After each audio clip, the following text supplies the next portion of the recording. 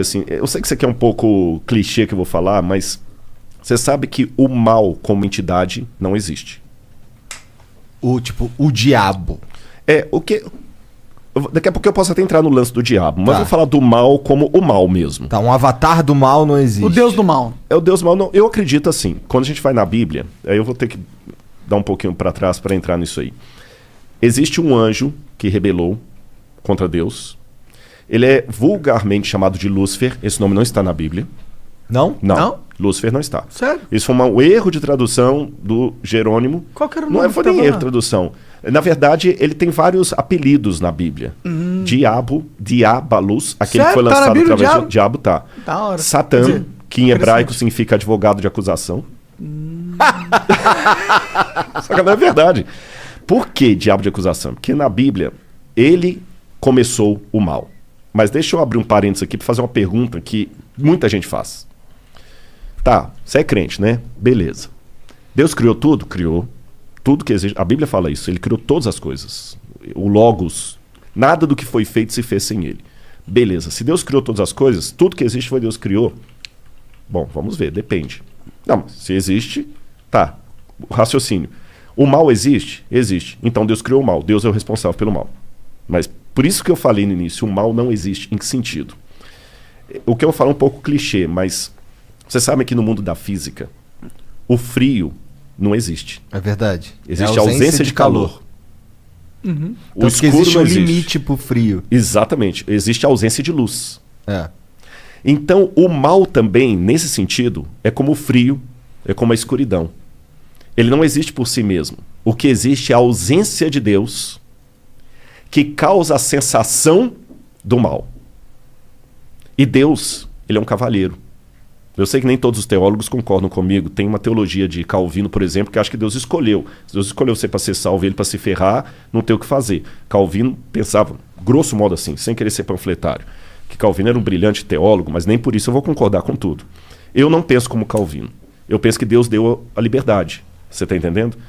Mas mesmo assim, deixa eu raciocinar como se fosse um cara que não aceita a Bíblia.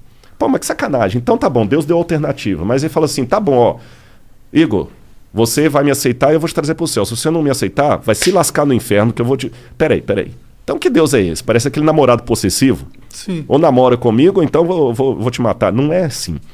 É porque, segundo a Bíblia, como Deus é o criador de tudo que existe, e nele há luz e treva alguma, o único que pode conceder a vida é Deus.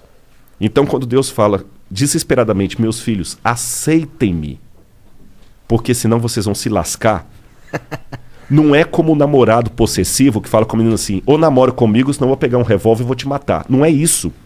Seria mais ou menos como se a água pudesse dizer para o peixe, fique em mim, peixe, senão você vai se lascar. Quando a água fala assim, não é porque a água é possessiva. Eu estou usando uma onomatopeia aqui, né? Uhum. Não é porque a água é possessiva, não é porque a água é namorado. É porque não dá pra viver fora. É porque não dá para viver fora. Então, quando Deus apela, filhos, vivam em mim, porque senão vocês vão se lascar, é porque Ele nos ama. Eu não estou aqui para pregar, não é púlpito, mas isso faz parte da minha essência. Por isso que, para mim, o menininho me cumprimentando aqui do lado, cara, não é só eu simplesmente falar assim, pô, que legal, eu sou famoso. Não. O assunto que eu falo é arqueologia. É porque se o que eu falo for verdade, eu não posso ficar calado, Igor. Você está entendendo? E aquele lance que eu falei da cruz de Cristo, os romanos crucificaram milhares de pessoas. Mas aquela crucifixão de Jesus de Nazaré foi diferente. Por quê? Vou te falar por quê. Vou contar uma historinha para você. Um rei, vou responder igual Jesus. Jesus contava uma história, quando o pessoal perguntava. Um rei, uma vez, deu uma regra no reino dele. Ninguém pode roubar. Se alguém roubar, eu vou mandar arrancar os 2 olhos. Cara, funcionou, ninguém roubava. Você podia dormir com a porta aberta, o cara das trancas nem vendia tranca. Delegacia só quando era uma briga, assim. Até que um dia chegaram pro rei e falaram assim, majestade, nós pegamos um rapaz roubando aqui, a sua lei fala que tem que ter os 2 olhos arrancados. Ele falou, tudo bem, só que tem um problema, é o seu filho. É o príncipe. E aí? Vocês têm filhos? Tenho. Eu não tenho.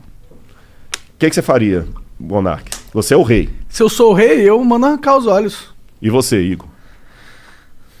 Bom, se eu sou o rei, se eu sou o Igor, eu ia apoiar. Não, minha filha não, irmão. Todo respeito aí. Eu perguntei de propósito. Mas se eu sou o rei... E você é o rei, Igor. E pai da sua filha ao mesmo tempo. Então é que se eu sou o rei, eu preciso mandar arrancar os olhos, né? Você arrancaria mesmo da sua filha? Pensa nela agora. Cara, olha, se a gente quiser entrar nessa, eu forjaria a morte, eu executaria de mentira, exilaria a minha filha pra algum lugar, porque aí eu consigo manter o rei que pune quando alguém rouba e consigo salvar a vida da minha filha, só que eu não consigo manter ela perto de mim. Uhum. E teria uma coisa também. Você nunca ia poder olhar nos olhos da sua filha e falar, você tem um pai honesto. Verdade. Ah, mas por isso eu falaria. É porque o negócio do rei, de você não... É porque é um mau exemplo. Porque aí você abre a permissão, entendeu? E aí você vai ter uma... Se eu sou o rei, manda lá pro STF, lá no Brasil. Lá. Nem entra nisso porque eu não quero que o Flow tenha problemas. Nem eu. Bom, mas eu também não seria um rei que ia colocar roubo com perda de olho, né? Ah, funcionou. Ninguém roubava. Ah, mas funcionou porque é uma pena muito punitiva. Mas poderia ser uma pena não tanto punitiva que também funcionaria, talvez, né? Posso dar a solução bíblica para responder a pergunta dele? Por Claro. quê? Esse rei falou o seguinte: palavra de rei não volta atrás. E ele tinha um dilema, porque se ele mandasse arrancar os olhos do filho, o pessoal falou assim, pô, esse cara não tem misericórdia nem do filho, quanto mais da gente. É uma mensagem bem forte. Bem forte. Se ele poupasse o filho, o pessoal também fala assim, pô, se fosse o filho da faxineira, sabe o que ele fez? Ele falou o seguinte, como rei eu não posso voltar a palavra atrás. Mas como pai que ama, eu não tenho filho, tá, Monark? O Igor vai entender, o Igor tem mais autoridade para falar isso, que ele tem uma filha, eu não tenho. Tem duas. Tem duas. Como pai, eu também não posso negar a salvação para o meu filho que errou, mas está arrependido. São 2 olhos que a lei quer, são 2 olhos que a lei terá. Pode arrancar os meus olhos e deixa o meu filho. Quando o mal surgiu no universo, o mal existia... Tem um lance em filosofia que eu não quero... Vou tentar mastigar para ficar mais fácil. Vocês ouviram o Pondé aqui, com muito mais propriedade do que eu, que chama-se metafísica. Foi a matéria mais difícil que eu estudei em filosofia. Metafísica é a doutrina do ser. Tudo que existe primeiro em potência, depois em ato. Eu não tenho filho, nem o Monark. Nossos filhos existem em potência. As suas filhas existem em ato. É potência mesmo, né, Monark? Não tem ninguém... É potência. É potência, mas pode ficar tranquilo. Não tem nenhuma certidão para ser reclamado, não. Nenhum DNA, não, brincadeira. Então, os nossos filhos aqui existem em potência, porque eu posso ser pai, ele também pode. As suas não existem em potência, elas existem em ato, que elas já existem.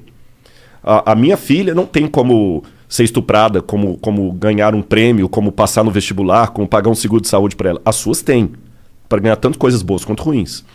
O mal, como potência, passou a existir no universo a partir do momento em que Deus não obrigou nenhum filho a ser fiel a ele. Eu criei vocês e vocês estão livres. Só que sigam as minhas leis para que tudo dê certo. E aí, com a ruptura que houve no universo cósmica, a lei de Deus foi quebrada. E a punição era que o pecado passou agora de potência a ato. Ruptura cósmica? Ruptura cósmica. Que quer dizer porque o universo estava numa harmonia que foi quebrada. Você entendeu? Não era plano de Deus que criança e leucemia estivessem na mesma frase. Não era plano de Deus. Deus não queria isso. Deus não queria a pancada que você ganhou no seu carro hoje. Deus não queria isso. Mas aconteceu. Ele sabia que ia acontecer. Aí alguém fala, pô, sacanagem, se ele sabia, por que ele deixou? Aí que vem o Lúcifer, o vulgo Lúcifer, né? Que Lutíferos, que é um nome que vem do latim, que não está na Bíblia, como eu falei. Mas vamos chamar de Lúcifer assim mesmo. Vem o Lúcifer, que faz toda a rebelião e tudo. E a sentença agora é a morte. Aí a segunda pessoa da divindade, que é Jesus, fala assim, tudo bem. São 2 olhos que a lei quer, a lei está exigindo a morte, eu vou morrer no lugar da humanidade. Então, na crença bíblica tradicional, o fato de Cristo morrer na cruz do Calvário, que não foi apenas um carinha que rebelou contra Roma, ele morreu a morte redentora. Por isso a gente chama de Cristo Redentor. Ele morreu no lugar do pecador. Ele que não era pecador morreu. Por isso que no Antigo Testamento sacrificava um cordeiro inocente para representar o Cristo. Ele morreu. E é graças à morte dele que hoje, se algum de vocês você souber uma notícia ruim de morte, eu tenho algo de esperança para falar, concreta, real.